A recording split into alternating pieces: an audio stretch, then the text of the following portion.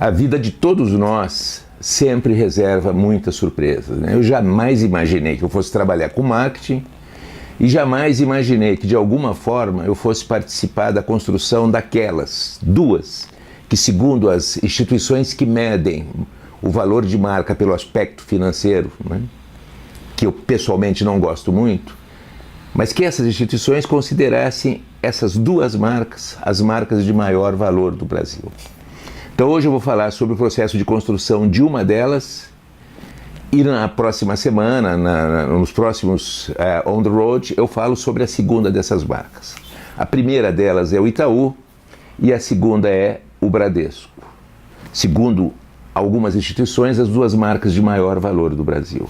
Eu sou advogado formado pela São Francisco. No último ano de Direito eu descobri que eu não queria seguir como advogado, aí fui fazer mais cursos, descobri o marketing na minha vida.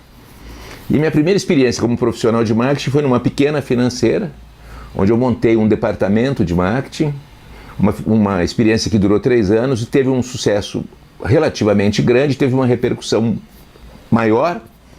E no ano de 1971, o Itaú resolveu montar a primeira área de marketing de um banco em nosso país. Ele contratou um headhunter, né, uma empresa de headhunting, a Korn Ferry, e por uma série de circunstâncias, e até por essa experiência anterior que eu já tivera, eu acabei sendo escolhido, de tal forma que as circunstâncias me fizeram ser o primeiro profissional de marketing de um banco em nosso país.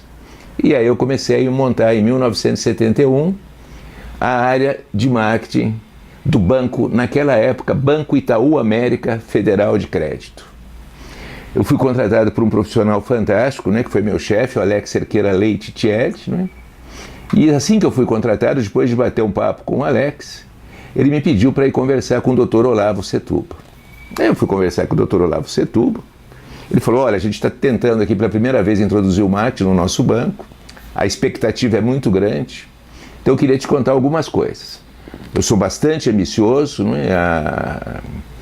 Minha origem é relativamente simples, eu consegui ir montando esse banco que existe hoje, através de um processo de sedução e convencimento de outros banqueiros, a gente foi se somando.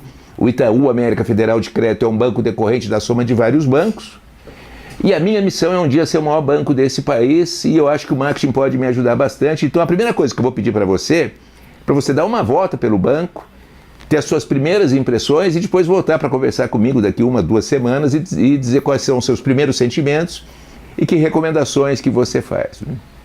Aí deu uma volta, ele me falou muito para eu dar uma olhadinha na área de informática naquela época, não de tecnologia como a gente fala hoje. Ele tinha um orgulho muito grande, a IBM dizia que o Itaú era um dos seus melhores clientes do ponto de vista de utilização dos mainframes. E eu fui, dei uma volta e um dia eu voltei para conversar com o Dr. Olavo Setúbal. Ele perguntou: o que você achou? Eu falei: realmente, o banco é fantástico, o banco é extraordinário, mas o senhor queria minhas recomendações, então eu vou fazer. O senhor me disse que a sua ambição é ser o maior banco do país, não é? A primeira coisa que eu quero dizer para o senhor é que não existe unidade de pensamento no banco, né? Esse processo de fazer o banco crescer por incorporações e fusões faz com que hoje muitos gerentes continuem trabalhando no banco no qual eles são originários, né? Um diz que trabalha no banco A, outro diz que trabalha no banco C, no banco D, então a gente precisa rapidamente ter uma única bandeira, uma única marca e ter uma união de pensamento entre todos os gerentes das nossas agências, né? Ele falou: e que mais? O que você achou dos computadores? Eu falei: olha, eu achei legal, realmente o parque de mainframes de vocês é extraordinário, só que no meu entendimento vocês estão usando o computador de uma maneira equivocada. Vocês estão usando o computador exclusivamente para processar papéis, né? Para economizar a mão de obra, quando de verdade a grande missão do computador é gerar inteligência, gerar informação, né? E ele ficou meio incomodado com essa observação que eu fiz, mas falou: mas vamos em frente, não é? Eu estou acreditando muito, estou apostando muito no marketing, então vamos fazer algumas das coisas que você está recomendando, né? Primeiro, tenta convencer o pessoal de tecnologia, de computador, para a gente rever os nossos programas de computador de tal forma que seja uma ferramenta muito mais de relacionamento, de nos aproximar com os nossos clientes, do que eventualmente para economizar no processamento de papéis, né? Vamos privilegiar a produção de informações relevantes para o processo de tomada de decisão. E especificamente em relação às marcas, eu fui formando o banco em função de várias fusões e incorporações, então você vai ter que negociar com os donos de cada uma das marcas para que a gente chegue finalmente numa única marca, né? Numa marca específica, não é? E essa é uma missão que eu te confio. Eu não vou voltar para as pessoas com as quais eu fiz a negociação para dizer que a gente vai cortar a marca com as quais eles chegaram aqui, né? E aí foram. Eu fiquei quase 4 anos no Itaú.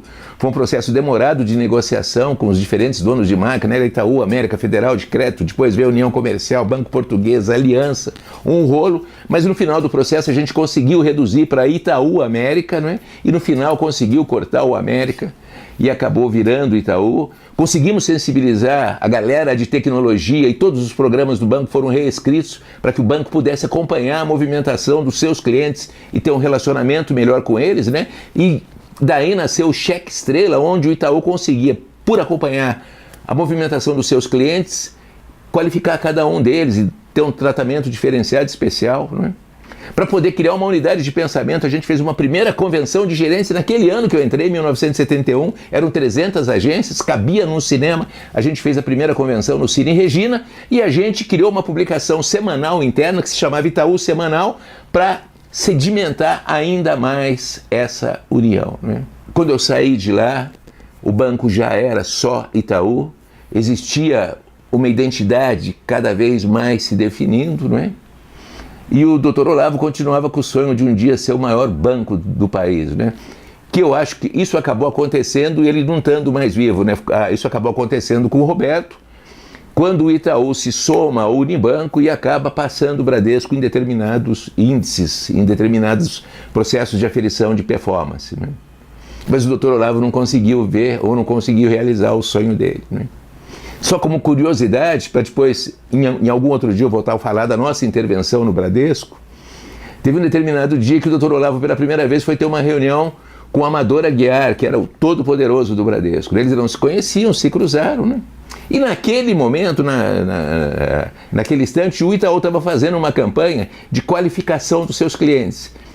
Estabeleceu uma linha de corte de uma série de clientes que não podiam continuar sendo clientes do Itaú porque eles não ofereciam a reciprocidade mínima que justificasse continuar prestando serviço para eles. Então o Itaú resolveu fazer uma campanha de uma maneira simpática, cordial, de reencaminhar esses clientes para outros bancos, não é? E no primeiro encontro do Dr. Olavo com o Amador Aguiar, num determinado momento da conversa, virou para o Dr. Olavo e disse o seguinte: eu ouvi dizer que vocês estão fazendo uma campanha aí para mandar alguns clientes embora. O Dr. Olavo falou, não é exatamente mandar clientes embora, a gente está fazendo um processo de seleção de clientes. E o Amador Aguiar virou-se para o Olavo e falou, olha, os clientes que vocês não quiserem, mandem para o Bradesco, nós queremos todos, né?